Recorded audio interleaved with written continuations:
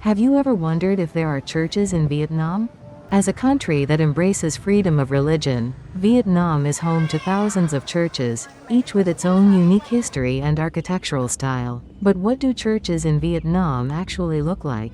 Today, let's explore some of their beautiful architecture and discover another fascinating side of Vietnamese culture. Hi, I'm Me, a Vietnamese creator. I love sharing the culture, everyday life, food, history, and hidden gems of Vietnam, along with my travels around the world. If you're curious about Vietnam and enjoy discovering new cultures, don't forget to subscribe and join me on this journey. Let's get started. Vietnam is a country with a rich and diverse religious heritage, where freedom of religion is protected and respected. Today, I'm taking you to explore some of the most beautiful and distinctive churches in Nam Dinh, a city in northern Vietnam that is widely known for having one of the highest concentrations of Catholic churches in the country. Hello everyone. Today, I'm taking you to visit County Ra Church, a beautiful Catholic church in northern Vietnam with a history spanning more than 300 years. Catholicism first arrived in this region in the late 17th century, and the first church was built around 1740.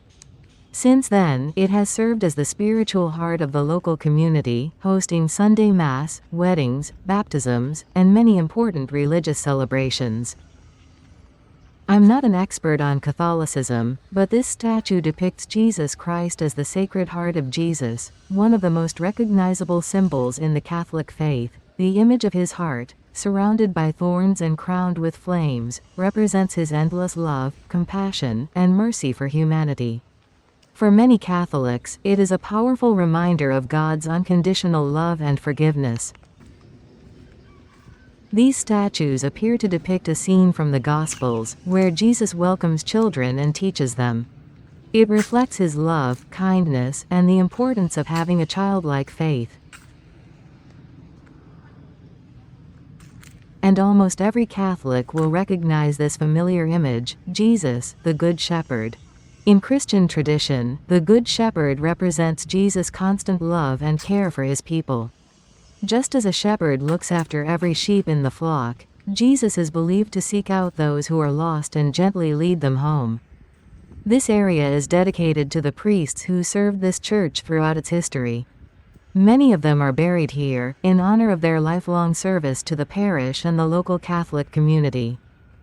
Next to the church is the Catechism Center, where parishioners come to learn about the Catholic faith, especially on weekends. It's also where couples preparing for marriage attend pre-marriage classes before celebrating their wedding in the church.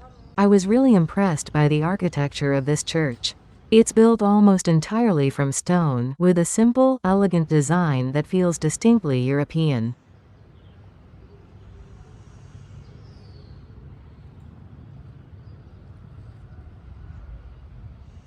I've always loved European-style architecture, so I really enjoy being here. The church is quiet right now because most people usually arrive for the evening service around 5 p.m. I'm going to take this opportunity to explore a little more before everyone gets here. The atmosphere is incredibly peaceful. I honestly don't want to leave. Just look at it. The church is built almost entirely from stone, and you can really feel the craftsmanship in every detail. Although it has been restored over the years, it's clear that a great deal of care and respect went into preserving its beauty. The exterior alone is breathtaking. I'd love to step inside and see what the interior looks like, but that might have to wait. I can't seem to find anyone around, and it looks like the church isn't open at the moment. That's okay, though. I'll definitely come back another day because this place is simply too beautiful to miss. I found myself walking all the way around the church, just taking it all in. Sometimes, when a place is this peaceful and beautiful, the best thing you can do is slow down, enjoy the moment, and let yourself be completely immersed in the atmosphere. And we're not done yet. Let me take you to another historic church, one that's been standing for generations and is just as beautiful in its own way. Get ready, because its timeless architecture might just leave you speechless. You probably won't believe this, but this is one of the most famous churches in the area, known for its incredible scale and stunning architecture. Even the entrance is remarkable. The main gate is cast from solid aluminum, making it both impressive and highly valuable. It was funded through donations from the local Catholic community, a reflection of their faith, generosity, and dedication to the church. Just look at this. It may look like a castle, but it's actually a church. The scale is absolutely incredible. It's even more impressive in person. This church was built in 1927 and features the distinctive Gothic architectural style. Despite being nearly a century old, it has stood the test of time remarkably well. It beautifully blends historic charm with a sense of timeless elegance, making it feel both classic and surprisingly modern. Of course, preserving a church like this takes a tremendous amount of dedication. Over the years, it has undergone some careful restoration, but its original character has been beautifully maintained. Today, it's not only an important place of worship but also one of the area's most popular locations for photography, pre-wedding shoots, and magazine features. Every afternoon, this church welcomes many visitors. Located near one of northern Vietnam's coastal areas, it's a popular stop for both tourists and locals. Many people come here to admire the architecture and take memorable photos.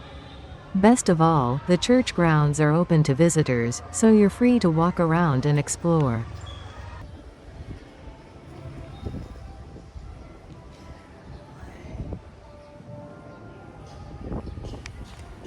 Just look at this view. As the sun sets behind the church, the whole building seems to glow with a magical golden light. It's one of those moments that photos can never fully capture. If you ever visit Vietnam, make sure to add this church to your itinerary. I truly think it's a place you won't regret experiencing in person. The history of Christianity in Vietnam began in the early 16th century, when the first European missionaries arrived by sea. By the 17th century, the Catholic faith had spread rapidly, leading to the establishment of some of the country's earliest Christian communities. Over the past 500 years, Catholicism in Vietnam has experienced periods of remarkable growth as well as times of persecution. Despite these challenges, the faith has endured, passed down from one generation to the next, and today it remains one of the largest religions in the country. Beyond its religious significance, Catholicism has also left a lasting mark on Vietnam's culture and architecture. Thousands of churches can be found across the country, from small countryside chapels to magnificent cathedrals. Many of these buildings combine European architectural styles with traditional Vietnamese craftsmanship, creating a unique cultural identity that cannot be found anywhere else. In today's journey, we're visiting one of these remarkable churches, a place that tells not only the story of faith, but also the rich history, culture, and heritage of Vietnam. Before heading to the next church, I couldn't resist stopping for a few photos to remember this beautiful place. I just came across a group of children attending their catechism class here at the church today. In many Catholic parishes in Vietnam, children usually begin catechism classes after finishing first grade. These classes help them learn about their faith from a young age and build a deeper understanding of the beliefs and values of the Catholic Church. To me, every religion carries positive values in its own way. They encourage people to believe in kindness, compassion, forgiveness, and hope. Faith gives many people the strength to face life's challenges, find peace during difficult times, and become better versions of themselves. No matter what religion someone follows, I believe the most important thing is to respect one another and choose kindness. After all, every faith teaches people to love, to care for others, and to make the world a better place. No matter what religion someone follows, I believe the most important thing is to respect one another and choose kindness. After all, every faith teaches people to love, to care for others, and to make the world a better place. The parish priest is organizing the children and making sure everyone is in the right place before the Mass begins. It looks like the boy standing nearby was reminded that his shorts weren't appropriate for church, so he was asked to go home and change before joining the service.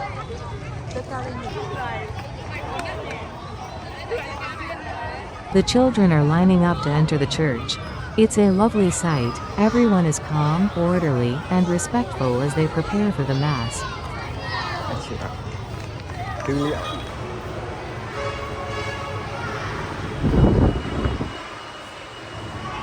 The inside of the church is both magnificent and deeply reverent. I was genuinely amazed the moment I stepped inside. I don't visit churches very often because I'm not a Christian, but being here, I can truly feel the peaceful and sacred atmosphere. It's the kind of place that makes you slow down, reflect, and simply enjoy the silence. This church is Quan Phuong Martyrs Shrine, one of the most important Catholic pilgrimage sites in Vietnam and a place closely connected to nearly 500 years of Christian history in the country. Built in the late 1930s and completed in 1941, the shrine features beautiful Gothic architecture with soaring arches, massive columns, and colorful stained glass windows. Its design blends classic European influences with traditional Vietnamese craftsmanship, creating a truly unique architectural landmark. The shrine is dedicated to the Vietnamese martyrs, men and women who gave their lives for their faith during periods of persecution. Today, it remains an important place of worship and pilgrimage, welcoming thousands of visitors each year who come to admire its history, architecture, and spiritual significance.